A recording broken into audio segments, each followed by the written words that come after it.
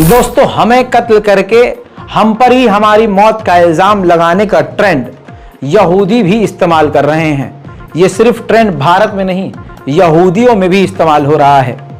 दोस्तों, पिछली रिपोर्ट में मैंने आपको बताया कि गाजा के एक भरे हुए अस्पताल पर इजराइल ने मिसाइल दाग दी, जिसमें अब तक 1200 से 1300 लोग बिना किसी वजह मारे गए हैं। जो पहले से मौत के मुंह में थे और जो मौत के मुंह में थे उनके परिजन, वो सब के सब अब इस दुनिया में नहीं रहे। स्थिति आपको पहले की रिपोर्ट में बता चुका हूं और इसके बाद पूरी दुनिया एक ही चीज कर रही है, कंडेम कंडेम कंडेम। लेकिन दोस्तों, आइए अब आपको कुछ बड़ी जानकारी देता हूं कि अब उथल पुथल में क्या हुआ है। इजराइल ने इस रॉकेट का इल्जाम अपने ऊपर लेने के बजाय खुद इस्लामिक जिहाद पर लगा दिया। कहा कि इस्लामिक जिहाद की हमेशा मिसाइलें 40% खुद गाजा के अंदर गिरती है और यह मिस फायर था।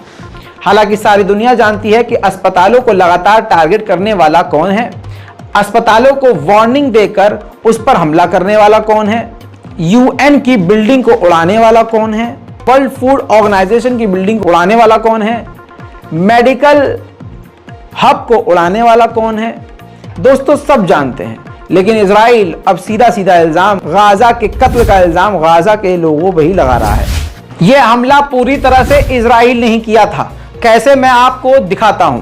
हमला होते ही ये एक बंदा है जो कि मूसाद का है, इसने ये ट्वीट किया और पहले ट्वीट में इसने खुद लिखा कि ब्रेकिंग, इजराइल एयरफोर्स ने हमास टेररिस्ट के बेस पर, हॉस्पिटल के अंदर जो है टेररिस्ट बेस था, उस पर हमला किया और कई सारे आतंकवादियों को मार गिराया।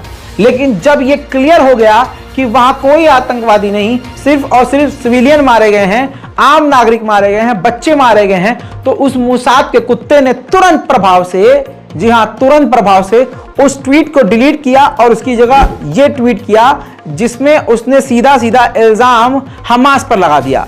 कह दिया कि कुछ अजीब सा कुछ धमाका हुआ है गाजा के अंदर और हमास जो है इजराइल को इसके लिए ब्लेम कर रहा है, लेकिन इसके पीछे हमास है। दोस्तों, तो आप समझ सकते हैं कि जिस तरह से भारत में गोदी मीडिया और अंधभक्त काम करते हैं, मूसाद भी उसी फ्लो पे काम कर रहा है। लेकिन दोस्तों, एडवांस जमाना है, लोगों के पास स्क्रीनशॉट मौजूद हैं। अब मूसाद भी और इजराइल भी पूरी तरह से नंगा हो गया है। मेरे दोस्तों, वर्ल्ड हेल्थ ने भी इसका पूरी तरह से कंडेम किया है कि इजराइल ने सरासर गलत किया है। दोस्तों, अब तुर्की में ज्यादा खतरा यहूदियों के लिए बढ़ गया है, जिसके बाद बता दूं कि इजराइल ने रेड अलर्ट जारी कर दिया है तुर्की में रहने वाले यहूदियों के लिए और कह दिया है कि जितने भी यहूदी तुर्की में रहते हैं, जल्द से जल्द वो वापस इजराइल आ जाएं। उधर दोस्तों, हमास के लीडर का ऐलान आया है, हुक्म आया है तमाम फिलिस्तीनी समर्थकों के लिए कि पूरी दुनिया में जहां जहां इजराइल के एम्बेसीज हैं, उसके बाहर सब मुसलमान इकट्ठा होकर प्रदर्शन करें। दोस्तों, बाइडेन से मीटिंग होने वाली थी फिलिस्तीन के राष्ट्रपति महमूद अब्बास की और इसके लिए काफी इंतजार भी करना पड़ा था। लेकिन जैसे ही यह हमला हुआ, महमूद अब्बास को जब पता चला, तो महमूद अब्बास जो फिलिस्तीन के राष्ट्रपति हैं, बिना मिले, बिना मीटिंग किए वापस आ गए। बहुत अच्छा काम किया, यह एक बेहतरीन कदम है, कम से कम बयानबाजियों से अच्छा है, यह एक्शन है। महमूद अब्बास ने तुरंत इसके बाद हालात का जायजा लेने के बाद 3 दिन का फिलिस्तीन में शोक का ऐलान कर दिया है। साथ ही कहा है कि फिलिस्तीन के झंडे को झुकाया जाएगा। दोस्तों, इस पर हम मुसलमान तो कुछ नहीं कर सकते, लेकिन पूरे दुनिया के मुसलमानों से, अपने भारत के मुसलमानों से मेरी अपील है कि ज्यादा से ज्यादा मस्जिद में ये 3 दिन गुजारें और ज्यादा से ज्यादा नमाजों में दुआ करें, एक साथ सब मिलकर दुआ करें। मस्जिद के इमाम को अगर ये पता नहीं कि फिलिस्तीन में क्या चल रहा है, तो क्या ही वो इमाम है, और अगर वो इमाम है और उम्मत मुस्लिमा के लिए इस दौर में भी नमाज में दुआ नहीं करवा रहे, तो फिर वो क्या ही इमाम है। फिर आप अपने ईमान के लिए खड़े होइए, इमाम साहब के कान में जाइए और कहिए कि इमाम साहब, फिलिस्तीन को याद कीजिए, सबके हाथ बुलंद करवा के दुआ करवाइए, शायद हम में से किसी गरीब की दुआ लग जाए। बिल्कुल ताजा आंकड़ों में इसी अस्पताल में, एक ही अस्पताल में इजराइल के हमले में 1520 मारे गए हैं लोग। इसके बाद दोस्तों होना क्या था, जॉर्डन के लोगों ने जॉर्डन में मौजूद इजराइल की एम्बेसी में आग लगा दी, जिसके बाद यहूदी कुत्तों की तरह उस देश को छोड़कर फरार हुए हैं। वहीं फिलिस्तीन के रामल्ला में महमूद अब्बास यानी फिलिस्तीन के राष्ट्रपति के खिलाफ प्रदर्शन हो रहा है कि इस्तीफा दो। देखिए,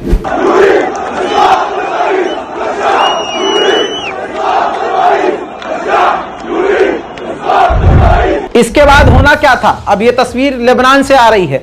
लेबनान में प्रदर्शन हो रहा है, लेबनीज लोग डिमांड कर रहे हैं कि अब ये जंग हिजबुल्लाह ज्वाइन कर ले।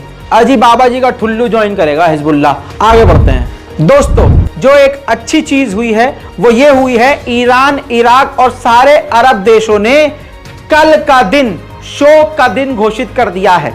लेकिन मेरा सवाल यहीं पर है तमाम बेगैरत अरब देशों से, जो छाती पीटने को तैयार हैं लेकिन इजराइल के द्वारा जो गाजा पर मिसाइल और बम गिर रहे हैं उसको रोकने को तैयार नहीं है। कमाल की बात है, मतलब आप दवाई खाने को तैयार हो लेकिन परहेज नहीं करोगे तो भाई बीमारी खत्म कैसे होगी।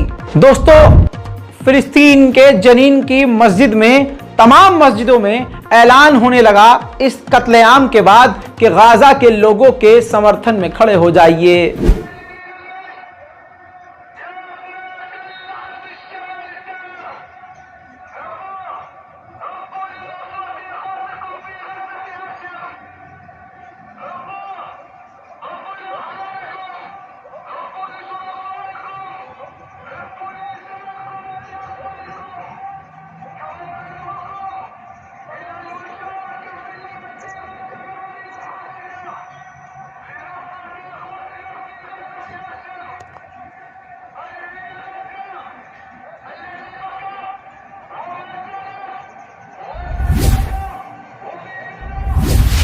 दोस्तों, वहां मौजूद हमले में जो डॉक्टर बचे वो खुद अल जजीरा टीवी चैनल को लाइव अपडेट दे रहे हैं कि कैसे कैसे क्या क्या हुआ।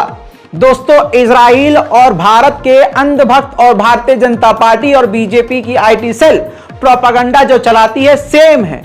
पहले शोर मचाया कि यहां आतंकवादी हैं, आतंकवादी हैं, आतंकवादी हैं। वहां हमला करके एक साथ 1500 लोगों को कत्लेआम कर दिया, मिटा दिया, खून खून कर दिया।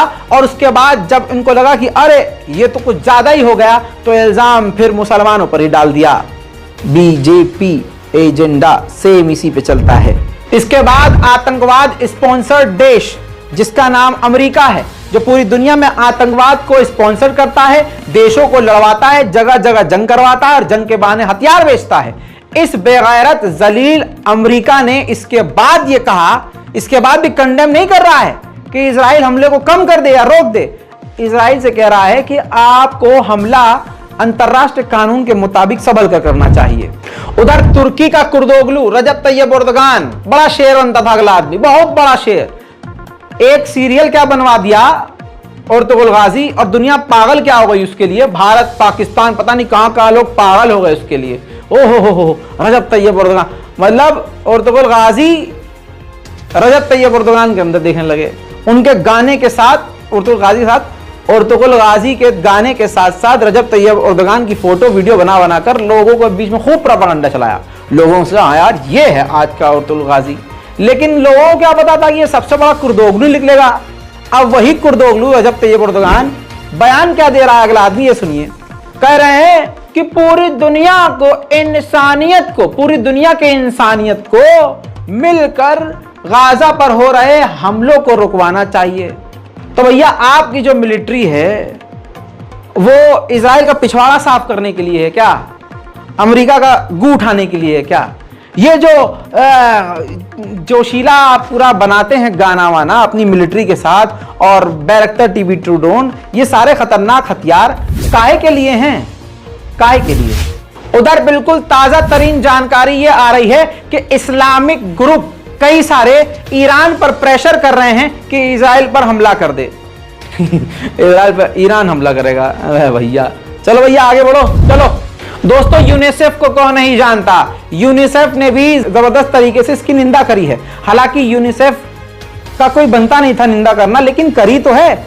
जिस इंसान के पास कोई भी एबिलिटी है वो उसकी पावर का मैक्सिमम इस्तेमाल कर रहा है तो बेहतर है। अब जिनको अल्लाह ने ताकत दी है, जो बड़ी बड़ी मिसाइल बना, हमने फलाना मिसाइल बना ली, हमारी मिसाइलों का रुख जो है इजराइल की तरफ है, हम इनके ये बेस उड़ा देंगे। बे भाई तालियां बजाते रहो बस, तुम चूड़ी पहन के छन छन करते रहो। दोस्तों इसके अलावा ओमान और कतर ने भी खुलकर निंदा की है कि इजराइल का यह वॉर क्राइम है। अब सुनिए, इधर मारने के बाद 1500 अस्पताल में कत्लेआम जेनोसाइड करने के बाद ठंडा नहीं हुआ इजराइल। खान यूनिस पर ऐसा बमबारी किया, ऐसा बमबारी कि कम से कम 70 से 75 लोग वहां मारे गए। डोनाल्ड ट्रंप को भी मौका मिल गया इस्लामोफोबिया का फुटबॉल उठाकर खेलने में, क्योंकि अगले को भी तो जीतना है। पूरी दुनिया में ये जानती है दुनिया कि इस्लाम इतनी मजबूत पावर है कि इसका नाम लेके कोई भी कुत्ता अपने आप को चमकाने लगता है, फौरन जीतने लगता है, पब्लिसिटी हासिल कर लेता है। डोनाल्ड ट्रंप कई सारे इंटरनेशनल कानूनों में घिरे हुए हैं और उनके ऊपर कई सारे क्रिमिनल चार्जेस हैं, और ऐसे में वो राष्ट्रपति का चुनाव लड़ना चाहते हैं। डोनाल्ड ट्रंप का बयान यह आया है सुअर के मुंह जैसा कि अगर मैं राष्ट्रपति बन गया तो मैं किसी भी मुसलमान को अपने देश में आने नहीं दूंगा, और जो गाजा और फिलिस्तीन के समर्थन में लोग, यानी हमास के समर्थन में लोग खड़े हो रहे हैं, उनको मैं अमेरिका से निकाल दूंगा। सुनिए। When I'm back in the Oval Office, we will cut off every penny of money that we send to the Palestinians and the terrorists on day one. We will fully support Israel in defeating, dismantling, and permanently destroying the terrorist group known as Hamas. But most importantly, we will keep the radical Islamic terrorists the hell out of our country, like I did for 4 years. Like I did for 4 years, I kept them out, right? But as I've already said many times. उधर यूरोपीय union के chief ने कहा है कि civilians को निशाना बनाना अंतर्राष्ट्रीय कानून का उल्लंघन है।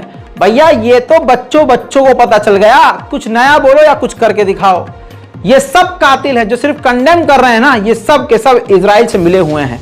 अंदर टेबल से हाथ मिलाइए, तुम करो, हम बस निंदा करेंगे और तुम करते रहना। उधर इस्माइल हानिया हमास के लीडर, टॉप लीडर ने कहा है कि ये जो हमला हुआ है इसके पीछे जो पूरी जिम्मेदारी है अमेरिका की है, क्योंकि अमेरिका ही हमेशा इजराइल को कवर करता है, उसकी गलतियों को छुपाता है। उधर नेतन्याहू ने फिर से झूठ बोला, कहा कि यह हमला हमने नहीं किया था, यह हमला खुद हमास के लोगों ने किया जो मिस फायर हो गया और अस्पताल पर मिसाइल जाकर गिर गई। इसके बाद हमास ने कहा कि हमें बहस की जरूरत ही नहीं है, हम आपके तमाम कैदियों को अभी के अभी छोड़ने को तैयार हैं, आप सीज फायर कीजिए, आप जंग रोकिए। कम से कम हमास यहां अपनों को तो देख के खामोश हुआ, अपने मतलब तो सीधा नहीं कर रहा कि मरने दो सबको, हमें तो बस मिसाइलें मारनी है। लेकिन दोस्तों नेतन्याहू और अमेरिका का झूठ देखिए, लगातार खुद कत्ल करके इल्जाम हम ही पर लगा है, हमारे कत्ल का इल्जाम हम पे ही। ताजा तस्वीर यह है कि तुर्की के अंदर इजराइल की एम्बेसी के बाहर खतरनाक प्रदर्शन शुरू हो चुका है देर रात।